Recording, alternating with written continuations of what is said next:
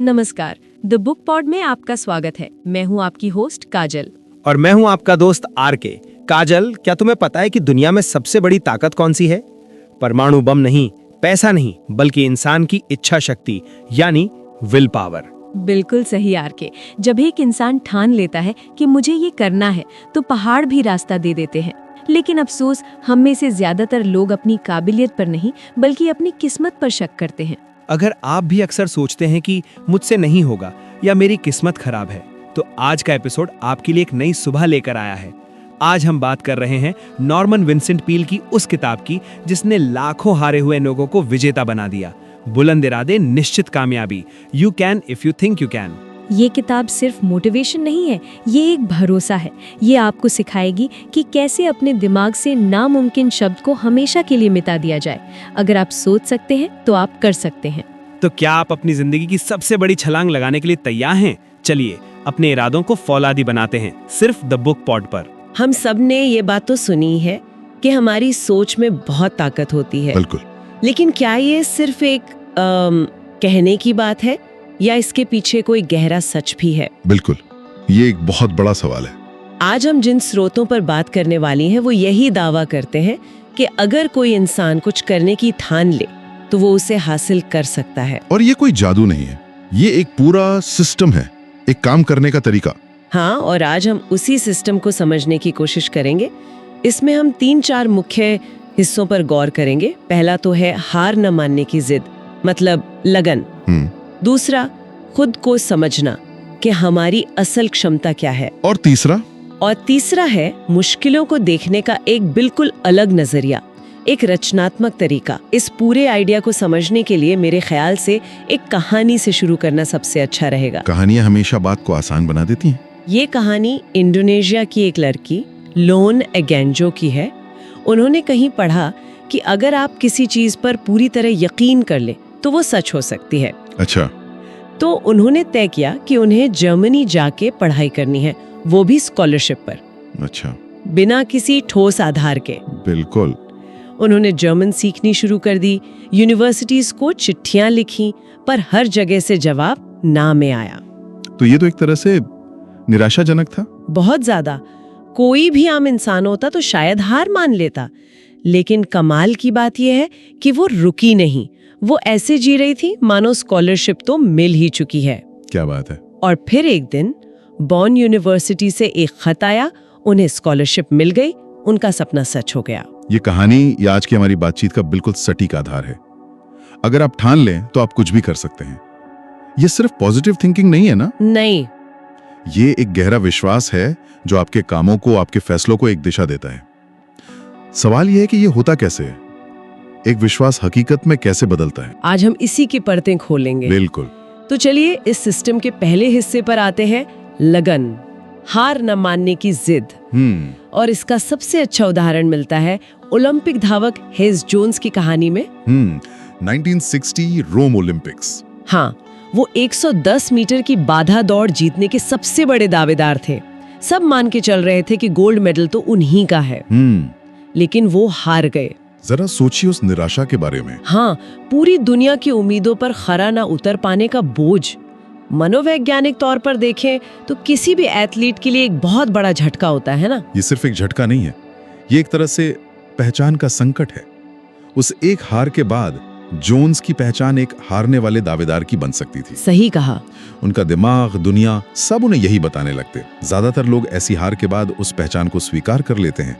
असली लड़ाई यहीं से शुरू होती है कि आप उस कहानी को सच मानते हैं या अपनी कहानी पर टिके रहते हैं। बिल्कुल। और जोन्स ने अपनी कहानी नहीं छोड़ी। 4 साल बाद 1964 में मैडिसन स्क्वायर गार्डन में उनकी आखिरी इंडोर रेस थी। उन्होंने वो रेस जीती, अपना ही रिकॉर्ड बराबर किया, लेकिन फिनिश लाइन पार करते ही वो बच्चों की तरह रो पड़े। क्यों? क्योंकि हजारों दर्शक खड़े होकर तालियां बजा रहे थे। वो जानते थे कि यह आदमी 4 साल तक उस हार के बोझ के साथ जिया है, लेकिन टूटा नहीं। और फिर उसी साल टोक्यो ओलंपिक में उन्होंने स्वर्ण पदक जीता। आखिरकार उनकी जिद जीत गई। देखिए, यहाँ एक बारीक बात समझनी जरूरी है। ये कोई अंधी लगन नहीं थी। मतलब? जोन्स ने सिर्फ एक ही तरीके से दीवार पर सिर नहीं मारा होगा। उन्होंने अपनी तकनीक पर काम किया होगा, अपनी रणनीति बदली होगी। अच्छा, तो हार ना मानना का मतलब ये नहीं होता कि आप एक ही तरीके से बार बार हारना जारी रखें। इसका मतलब है कि आप लक्ष्य पर टिके रहें, पर तरीके बदलने के लिए तैयार रहें। क्या बात है, ये एक बहुत जरूरी फर्क है। हाँ, जोन्स की जीत उस बदली हुई पहचान का नतीजा थी जो उन्होंने 4 साल तक बनाए रखी, एक चैंपियन इन वेटिंग की पहचान। सही बात है। और ये सिद्धांत सिर्फ बड़े चैंपियंस पर ही लागू नहीं होता। स्रोतों में एक लेखक अपनी माँ का जिक्र करती हैं, जिन्हें पालक और बीजगणित दोनों से सख्त नफरत थी। ये तो बहुत ही आम बात है। हाँ, लेकिन उन्होंने जिंदगी में कभी हार नहीं मानी। जब भी उनका बेटा बीजगणित का सवाल देखकर कहता कि मुझसे नहीं होगा, तो वो एक ही बात कहती थी, तुम कर सकते हो अगर तुम ठान लो। बिल्कुल, यही छोटी छोटी बातें उस जिद को बनाती हैं। लेकिन सिर्फ जिद या मैदान में टिके रहना ही तो काफी नहीं है। मान लीजिए आप पूरी लगन से एक दीवार को धक्का दे रहे हैं, लेकिन आपको ये पता ही नहीं कि दरवाजा तो बगल में है। आपको ये भी तो पता होना चाहिए कि आप किस खेल के लिए बने हैं, आपकी असली ताकत क्या है। बिल्कुल सही पकड़ा आपने। और यहीं पर इस सिस्टम का दूसरा हिस्सा आता है, खुद को जानना, जिसे स्रोतों में अनुभूति कहा गया है। अनुभूति यानी अपनी असल क्षमता का अचानक से जैसे बिजली की तरह कौंध जाना। वॉशिंगटन का एक सरकारी अधिकारी की एक कहानी है। वो बहुत होशियार थे, लेकिन उनके सारे काम बिगड़ जाते थे। क्यों? क्योंकि उनके विचारों में कोई तालमेल नहीं था, सब कुछ बिखरा हुआ था। एक दिन उन्होंने एक भाषण सुना और उन्हें अचानक साफ साफ आईने की तरह दिख गया कि उनकी अपनी ही बिखरी हुई सोच उनकी सारी नाकामयाबी की जड़ है। तो ये था वो अनुभूति का पल। हाँ, और उस एक पल ने सब कुछ बदल दिया। ये जो अनुभूति का पल होता है, वो सिर्फ एक अच्छा विचार नहीं है, ये दिमाग के न्यूरल पाथवे को रीवायर करने जैसा है। अच्छा, इसे थोड़ा और समझाइए। उस अधिकारी के लिए अव्यवस्था सिर्फ एक बुरी आदत नहीं थी, वो उसकी पहचान का हिस्सा बन चुकी थी। जिस पल उसे साफ साफ देखा, उसके दिमाग को एक नया ब्लूप्रिंट मिला, एक नई पहचान बनाने का मौका मिला, एक व्यवस्थित इंसान की पहचान। तो ये सफलता की पहली सीढ़ी है, पहली और सबसे जरूरी सीढ़ी। मुझे जो अगली कहानी सबसे ज्यादा हैरान करती है, वो बास्केटबॉल खिलाड़ी बॉब पेटिट की है। मतलब आप सोचिए, 14 साल का एक लड़का, दुबला पतला, कमजोर, उसे देखकर कोई कह ही नहीं सकता था कि ये कभी खिलाड़ी बनेगा। लेकिन उस लड़के को अपने अंदर कुछ ऐसा दिखा जो किसी और को नहीं दिख रहा था। हाँ, वो रोज स्कूल के बाद घंटों तक बास्केट में बॉल फेंकता रहता था जब तक अंधेरा ना हो जाए। सड़क पर चलते हुए कूड़ेदान में भी निशाना लगाकर कुछ फेंक देता। लोगों को लगता होगा कि ये पागल है, लेकिन ये पागलपन नहीं था। नहीं, ये उस अनुभूति को हकीकत में बदलने की जिद थी। और यहीं पर वो दोनों सिद्धांत एक साथ आकर मिलते हैं जिनकी हम बात कर रहे हैं, अनुभूति और लगन। बिल्कुल। पेटिट को पहले अपनी क्षमता की अनुभूति हुई और फिर उन्होंने उसे पाने के लिए हेज जोन्स जैसी लगन दिखाई। एक के बिना दूसरा अधूरा है। सही कहा। अगर सिर्फ अनुभूति हो और आप मेहनत ना करें तो वो एक सपना बनकर रह जाएगी। और अगर आप सिर्फ मेहनत करते रहे बिना ये जाने कि आपकी ताकत क्या है, तो आप गलत दीवार पर सिर मारते रहेंगे। ये एक शक्तिशाली फॉर्मूला है, सही आत्मज्ञान प्लस अटूट लगन। और नतीजा असाधारण होता है।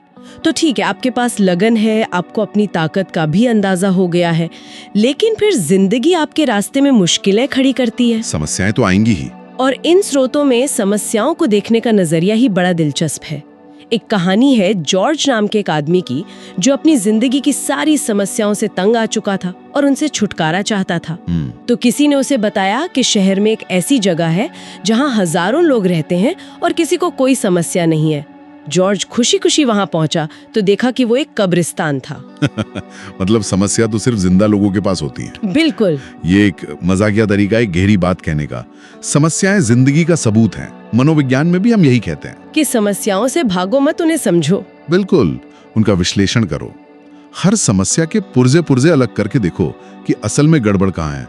हर मुश्किल में एक नरम जगह या एक कमजोर कड़ी जरूर होती है। जैसे मिस्टर एडम्स की कहानी में वो अपनी गठिया वाली उंगली से समस्या की उसी कमजोर कड़ी को दबाते थे। हाँ, जब तक वो टूट ना जाए। मतलब उस एक कमजोर बिंदु पर अपनी पूरी ताकत लगा दो, पूरी समस्या ढह जाएगी। और रचनात्मक सोच का इससे बेहतर उदाहरण क्या होगा जो वॉल ड्रग स्टोर की कहानी में मिलता है। महामंदी का दौर 1932। हाँ, साउथ डकोटा का एक छोटा सा सुनसान कस्बा, आबादी बस 300 लोगों की। वहां एक पति पत्नी ने एक ड्रग स्टोर खोला। अब आप सोचिए, वो दुकान खोलकर बैठ गए हैं, लेकिन कोई ग्राहक ही नहीं है। चारों तरफ धूल और निराशा का माहौल है। ऐसी स्थिति में आप क्या करते? ज्यादातर लोग तो दुकान बंद कर देते। बिल्कुल, उस दौर में हार मान लेना सबसे आसान विकल्प था। ये सर्वाइवल का सवाल था।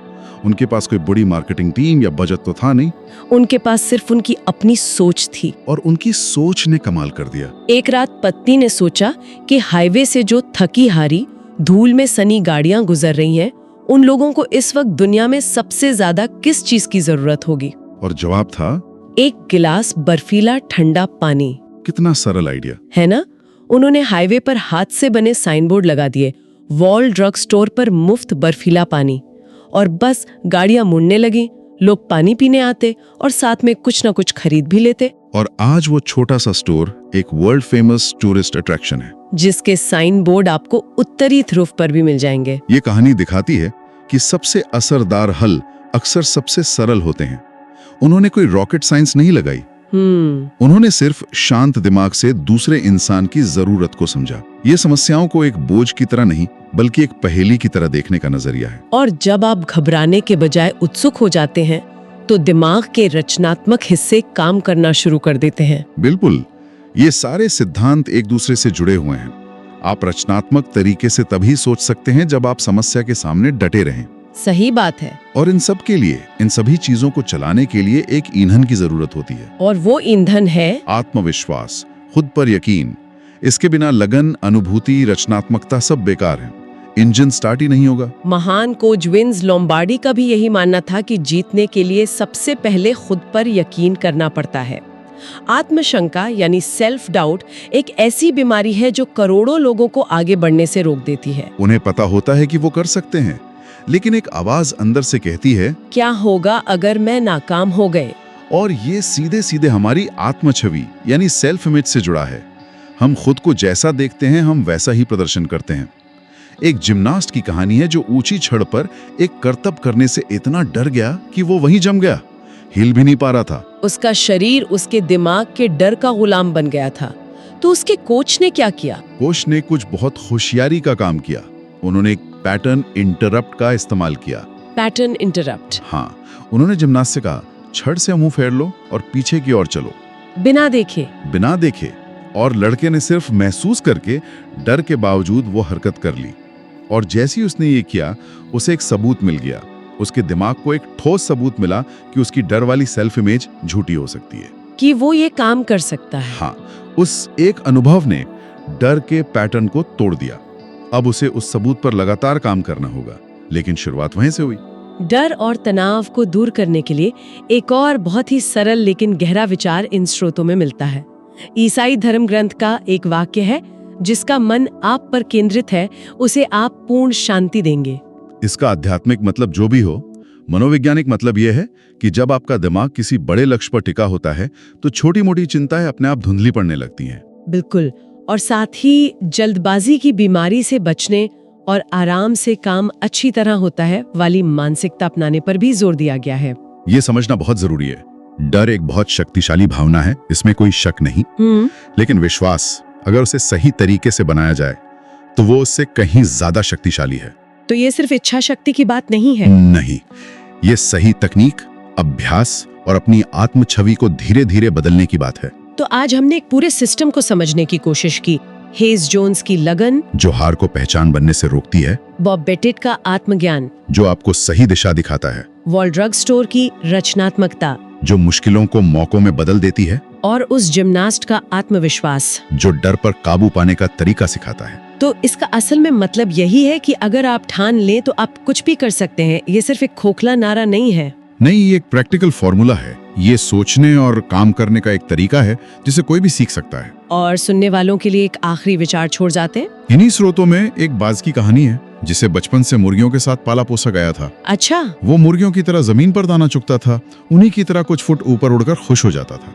वो भूल ही गया था कि वो एक बाज है। उसे लगता था कि वो भी एक मुर्गी ही है। हाँ, और यही उसकी दुनिया की सच्चाई थी। तो ये सोचने वाली बात है, और शायद हम सबके लिए एक सवाल भी, कि हमारे जीवन में ऐसी कौन सी मुर्गियों वाली आदतें या सीमाएं हैं जिन्हें हमने अपनी हकीकत मान लिया है। कौन सी ऐसी कहानियां हैं जो हम खुद को सुनाते हैं कि हम ये नहीं कर सकते या ये हमारे लिए नहीं है। और हम अपने अंदर के उस बाज को कैसे जगा सकते हैं जो शायद ऊंची उड़ान भरने का इंतजार कर रहा तो दोस्तों, ये थी वो जादुई फिलॉसफी। अगर आप सोचते हैं कि आप कर सकते हैं तो आप सच में कर सकते हैं। आपकी जीत आपके दिमाग से शुरू होती है और हकीकत में बदलती है। हमें उम्मीद है कि द बुक पॉड का ये एपिसोड सुनने के बाद आप अपनी परेशानियों को नहीं बल्कि अपनी संभावनाओं को देखेंगे।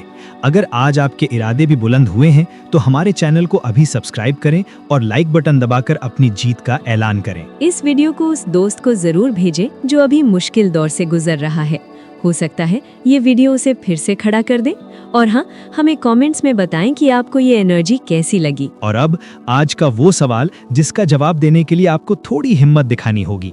लेखक कहते हैं कि समस्या हमारे हालात में नहीं, हमारी सोच में होती है। तो हमारा सवाल आपसे ये है और हम चाहते हैं कि आप इसका जवाब पूरे भरोसे के साथ नीचे कमेंट बॉक्स में लिखें। आपकी जिंदगी का वो कौन सा एक सपना या लक्ष्य है जिसे आपने मुश्किल मानकर छोड़ दिया था? क्या आज आप खुद से वादा करते हैं कि आप उस पर दोबारा काम शुरू करेंगे? बस इतना लिखिए, मैं अपना लक्ष्य हासिल करके रहूंगा। देखते हैं कितने लोग आज से नई शुरुआत करते हैं। मैं आरके और मैं काजल आपसे फिर मिलेंगे सफलता के नए मंत्र के साथ। तब तक के लिए याद रखिए, इरादे बुलंद हो तो कामयाबी निश्चित है। धन्यवाद।